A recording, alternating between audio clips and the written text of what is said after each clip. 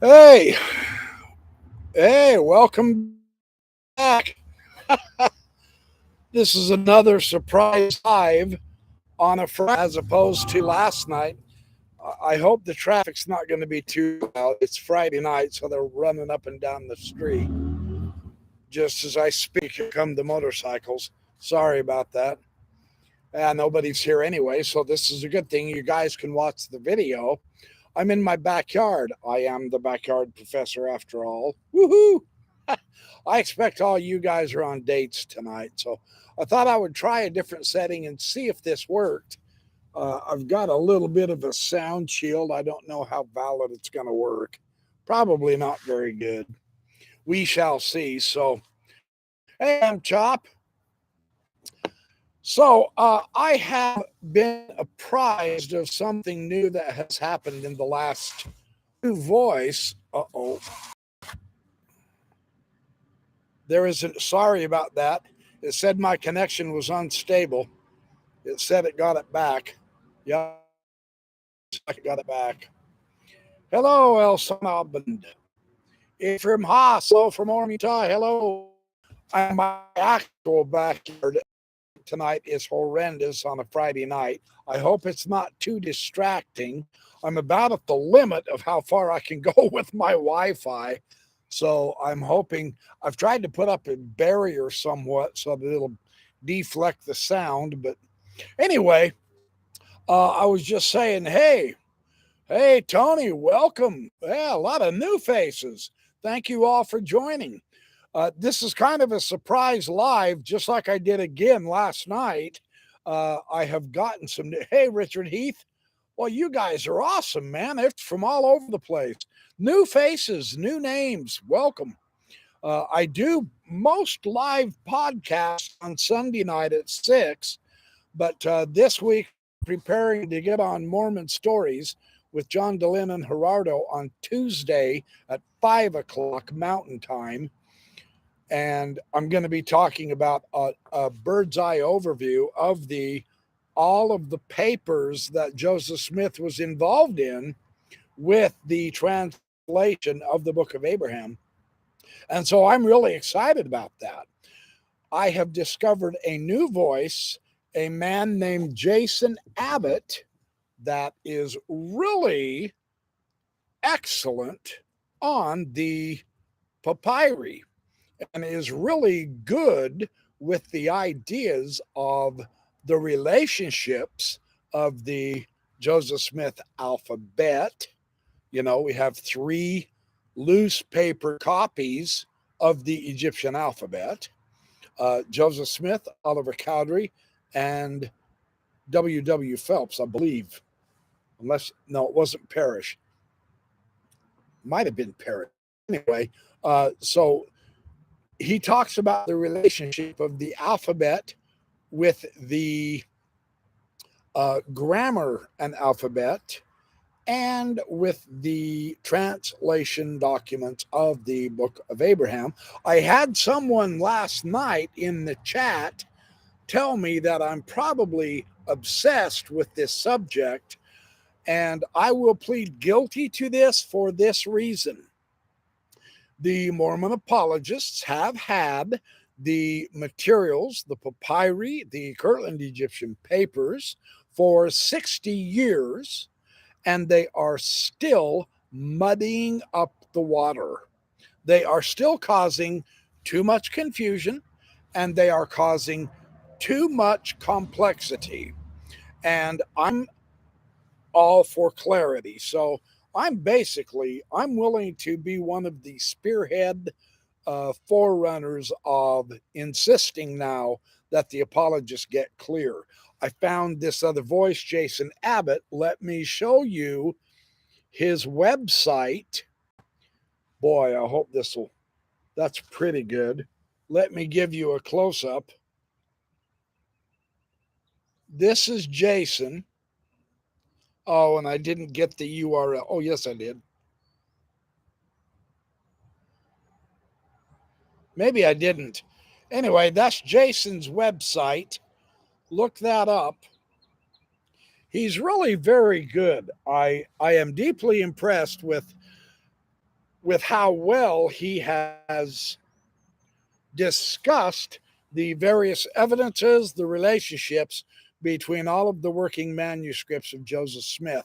Now, the one thing that oh boy, folks are leaving and folks are, hey, Huff Daddy, how you doing? The one thing that is happening that I think is really important is that this new voice has brought forward uh, a broader context of authenticating the importance of Joseph Smith with this subject.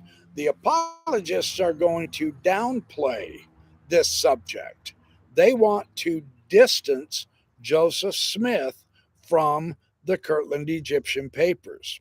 And they want to make it so that, oh, they poo-poo these papers. They say it's just doodling, maybe decorations. There's no real translating going on. It was the scribes who did it, not Joseph Smith. They do not value these because, of course, these demonstrate the methodology of Joseph Smith in translating the Book of Abraham and which hieroglyphs he felt were most important and worth emphasizing. And this is really important. Jason Abbott has some pretty good cotton picking visuals that he is sharing information with on the papyri and the relationship of the papyri. And I wanted to show you some of these. He just got a hold of me this last week. What this is showing is the Book of Breathings there goes toward the translation manuscripts, and the hieroglyphics around facsimile number 1 go into the alphabet and grammar. And this is really, really interesting. Yeah, I'm wondering that too, Lamb Chop. Apparently it is. Lamb Chop asks a good question. Is religion the only arena where you can blatantly lie with no legal ramifications? Right? That's the fascinating thing about Jason Abbott is he is giving us a broader context, a more, and his approach is simple but not simplistic.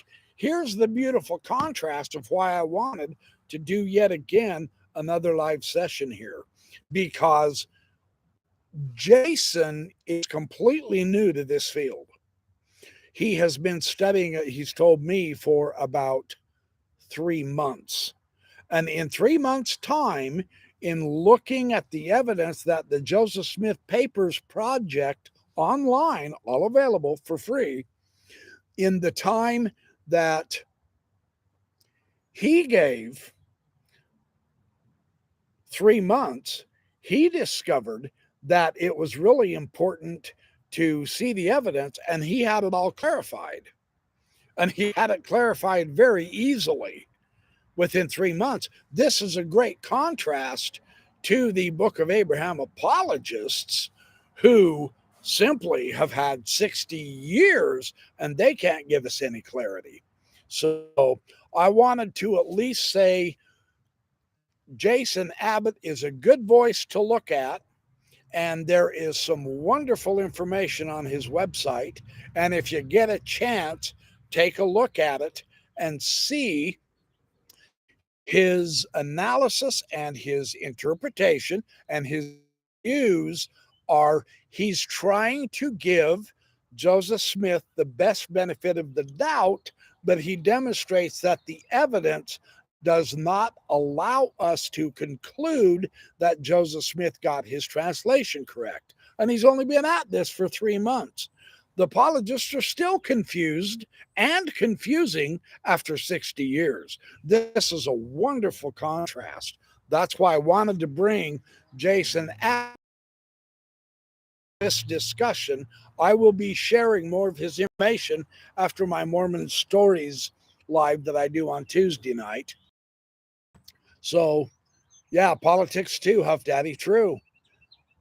And both are full of lawyers. Boy, that's the truth too, right, Lamb Chop?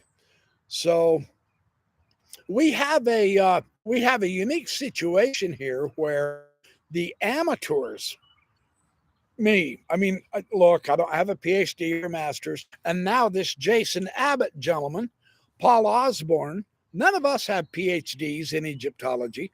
Dan Vogel, Brent Metcalf, neither one of them. In fact, Bill Reel and Radio Free Mormon, none of us have PhDs. John Dehlin and Gerardo don't have, well, John does, but his is in psychology. So very few of us have PhDs, and yet we're getting along fine. We're beginning to grasp the relationships, what the meanings are, where the emphasis is. The thing I wanted to emphasize tonight is that I hope the background isn't too loud. People are coming and then going, and then people are coming and going. So, well, that's true too, Huff Daddy. That's one way to look at it. Yeah, the reason for no clarity by LDS apologists is the Book of Abraham is a fraud. But I mean the relationships of the documents, because they are trying to keep people in the church. They're making it far more complex, and yet they're assuring people with overgeneralized views that, well, Joseph Smith's explanations are fine, they're valid. We just have to dig more. And so you need to let us apologists tell you that everything's okay, and we've got the interpretations, and they are within the realm of Egyptological authenticity. That's what I mean by confusing. None of that is accurate, right? Points of view and coming up along with their biases, it's easier for us. Sorry, it disconnected again. I've got a feeling this is going to be a rough live session. Sorry. I'm trying this out in my backyard. I'll do it down in my library next time. I just thought I'd try to do something a little different, but my connection is bad. So you can watch the video and see. My main concern is to bring forward this other voice, Jason Abbott, who is a good source, it appears, but yet another amateur. And we are beginning to get clear, and it is beginning to make a lot of sense. And we can personally empower ourselves with clarity, and that's where it becomes important, rather than accepting what someone else says about the evidence. As we look at the evidence in all honesty without trying to manipulate it, which unfortunately I see the apologists doing, then without that manipulation, we can begin to make better decisions, for instance, right? That's part of my theme. That's part of the overall idea and ideal. So that's what I want to do. So that's my theme. I'm just going to do a quick 15-minute one tonight.